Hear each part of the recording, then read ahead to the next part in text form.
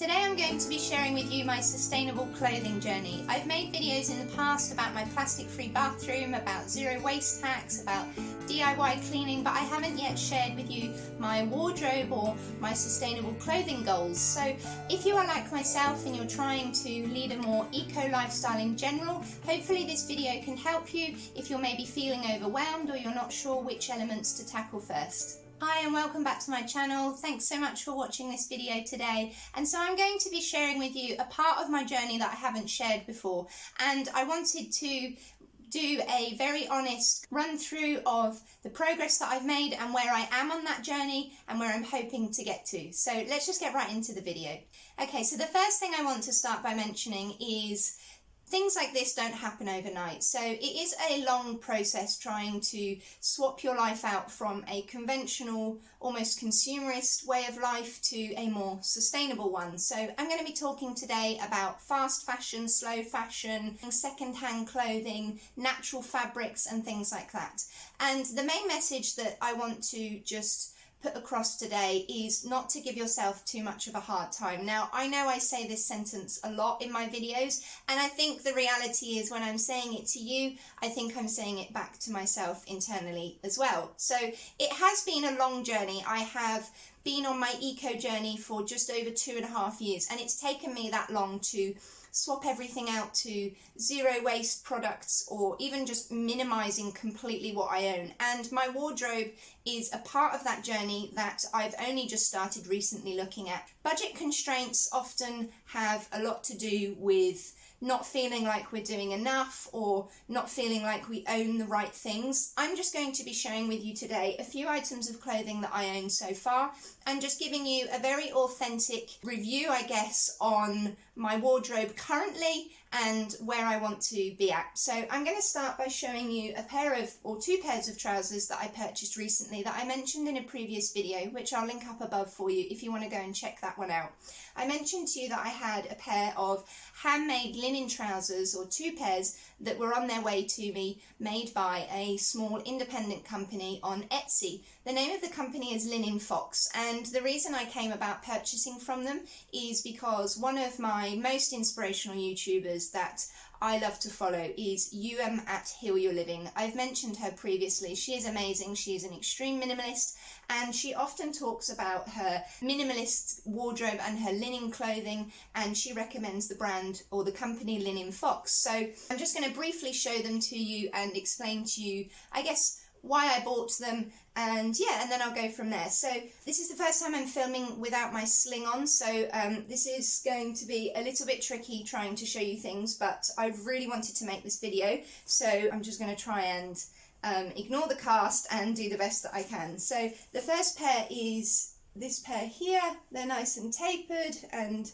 they are quite slim at the bottom, nice elasticated waist, and this is my favourite colour. It's a forest green. My favourite colour is khaki green. So that's the first pair, and this is the second pair. So these are more of a harem style kind of pants, so they've got that really baggy crotch style in them, and this is the natural grey linen colour. So unfortunately I am going to have to return these, and that is just simply because they're not going to be suitable for what I wanted them for. I'm really sad about this because the company in itself is absolutely amazing. I will link their Etsy shop in the description box down below. Their ethos and just their whole concept of slow fashion that is handmade and wonderful quality. With regards to the company, I have absolutely nothing to fault, but unfortunately they're too thick for what I wanted them for. However, I did want to include them in this video before I return them because of the company itself and their amazing customer service. They're not going to be suitable for what I wanted them for. I purchased them for travelling to South America at the end of the year, although I'm not quite sure whether that's going to happen now, but I think they're going to be too thick. There are different thicknesses of linen or different weights, and unfortunately these are going to be, I think, too heavy.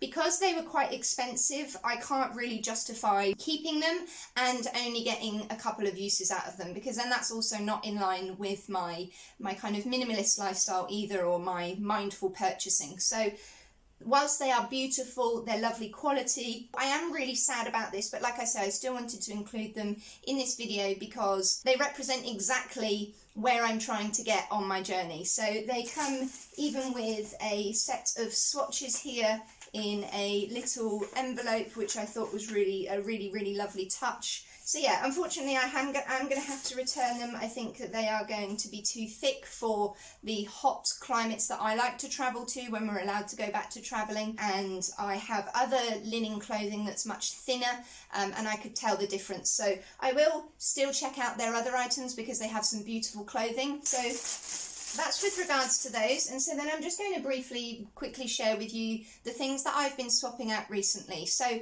some of these things are brand new and they aren't necessarily from sustainable companies, but I think at the moment my way of being more sustainable is not only trying to find independent small businesses, but also how I perceive it is trying to purchase more natural fabrics. So sustainable clothing and natural fibres, if I'm honest, isn't something that I had looked at as part of my journey up until only maybe a couple of months ago. And I used to own a lot of typical polyester, cheap, fast fashion clothing that I would wear to Southeast Asia, which is where I did all of my travelling a couple years ago, or most of my travelling, and I came to realise that it's not breathable, it's not good quality. They were items of clothing from Primark, etc. And so basically, in terms of this video, what I wanted to show is, I guess, the slow transition of swapping things out. So I apply, I've mentioned this in a previous video,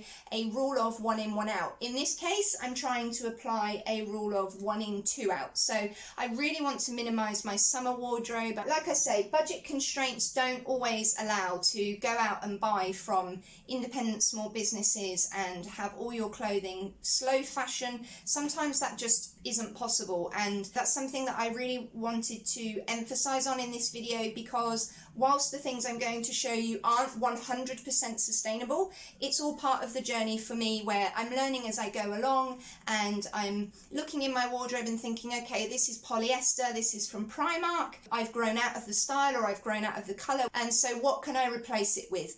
I am donating my items to charity, or I'm selling my clothing on eBay or Facebook Marketplace. So of course, don't just discard of your clothing if you are trying to move towards more natural fibres and fabrics, and if you are trying to steer away from fast fashion like myself. So I will be completely honest with you, I do still own clothing from Primark, I own clothing from New Look, I own clothing from H&M, which I will be showing you here. These are fast fashion brands and they aren't sustainable and they aren't particularly ethical, but I don't have the financial means to go out and replace everything that I own with slow fashion and sustainable independent brands. So that's something that I really wanted to emphasize today. This video is about sustainable clothing, but it's also about not putting the pressure of being perfect on yourself, because money and accessibility to companies that provide what we want isn't always possible. So I recently purchased this pair of linen trousers from H&M. They are a really cute jogger style. They are tapered at the bottom with a little turn up bit. I hope that you can see them. So these are 100% linen and they are from H&M. So they were brand new, and I deliberated over this for a long time, but I have actually found it really quite difficult to find 100% linen clothing. So whilst H&M is still a fast fashion brand, I know that they are trying to make efforts with regards to recycled materials and recycled cotton and some organic cotton, and they've changed their packaging over to paper packaging. They are still a chain, they are still a mass company. So whilst I do in a way feel guilty about purchasing a new pair of trousers from them, I've really struggled to find a nice loose fitting that look nice and that are also simple and not patterned.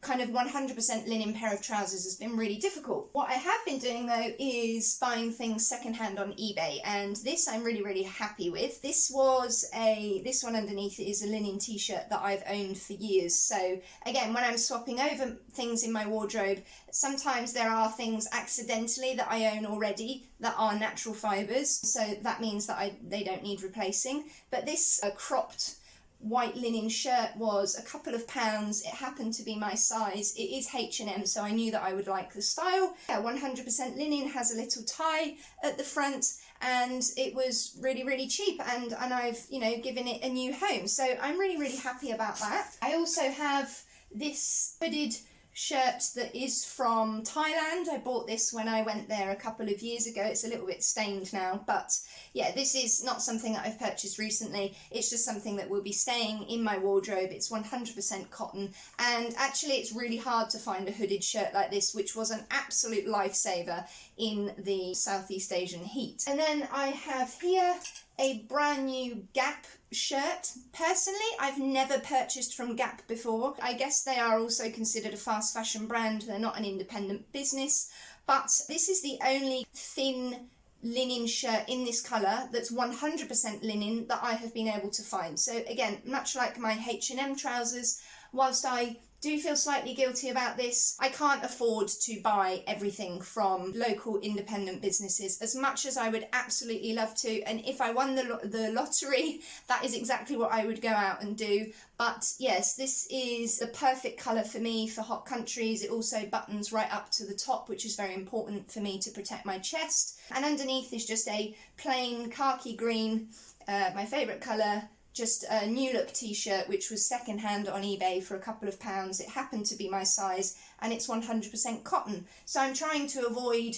blended fabrics that contain polyester and viscose. I know there's mixed opinions about viscose. I did do my research, and it does appear that it is from wood pulp, but it's still considered a synthetic material. So I'm yet to find anything made of hemp and bamboo. That is the next part of my journey that I'm hoping to get to. And then I've just got this blouse here, which has huge sentimental value to me. This was my mum's. I recovered this from France when I went over to her funeral a couple of years ago, and so obviously this has great sentimental value. It's 100% cotton, and actually I've realised that my mum's teachings have kind of come back round full circle, and she was always very much into more natural fibres, and we grew up on a farm and natural alternatives, so I'm not actually that far away from the kind of childhood lifestyle that I had in the finish. And then here I've got another second-hand white linen shirt that is very, very long. This is exactly what I wanted. I wanted it to cover my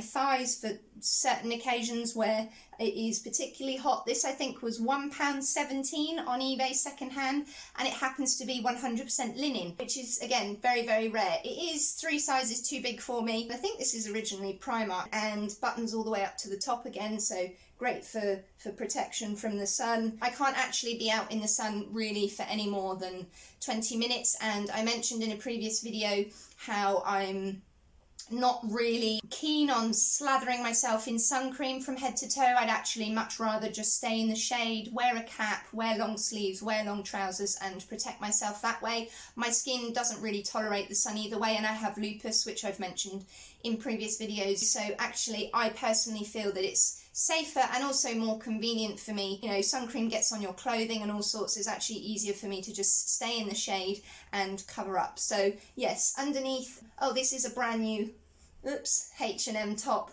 It contains some recycled cotton. The reason for buying it was the high neck, so the style of this is really convenient for my kind of skin tone, and it keeps the tops of my arms protected. The colour is perfect for hot countries, and like I said, the main reason was this really high neck, which is very, very difficult to find. Most t-shirts kind of have a bit of a crew neck, is it called, which is no good for me at all. I just get completely burnt. My chest is permanently damaged from the sun, unfortunately. So whilst that is from H&M, it's 100% cotton, and the shape is absolutely perfect for me. So I will continue to keep looking on eBay and Facebook Marketplace, but it isn't very easy, and I will continue to research and look out for local or independent businesses that use 100% natural fibres, but it is really difficult to find 100% linen clothing. And then last but not least is this khaki 100% linen again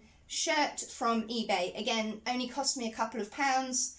is my favourite colour and happened to be in my size, which is really lucky. So yeah, it is H&M, so I knew that I would like it, and I'm really glad that I haven't had to go out and buy anything new, and this was super cheap.